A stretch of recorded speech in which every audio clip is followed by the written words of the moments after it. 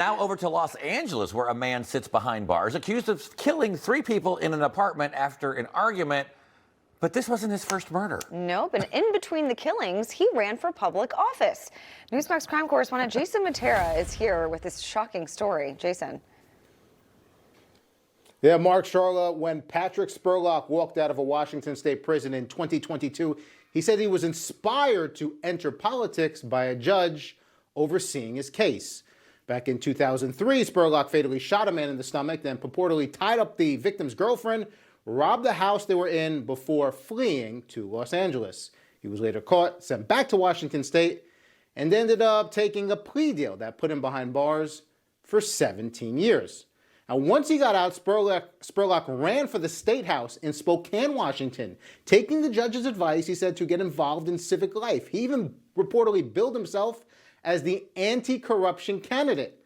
Spurlock lost the race and eventually moved back to his native LA.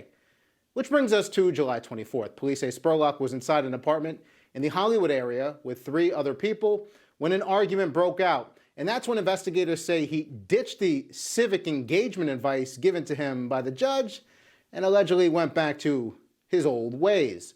Police say Spurlock pulled a gun and ordered all 3 victims onto the floor, where he proceeded to shoot them repeatedly at close range.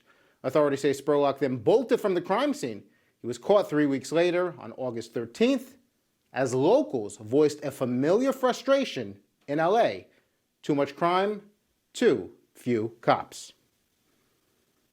There's not enough police presence, so we're having these issues with, drug dealing in some of these apartments, and now we're hearing that 3 bodies were found. Patrick Spurlock is now charged by the LA County District Attorney with 3 counts of murder and is being held without bail. He's due back in court at the end of the month for a competency hearing, and if cleared, will face another homicide prosecution 2 decades after his first one.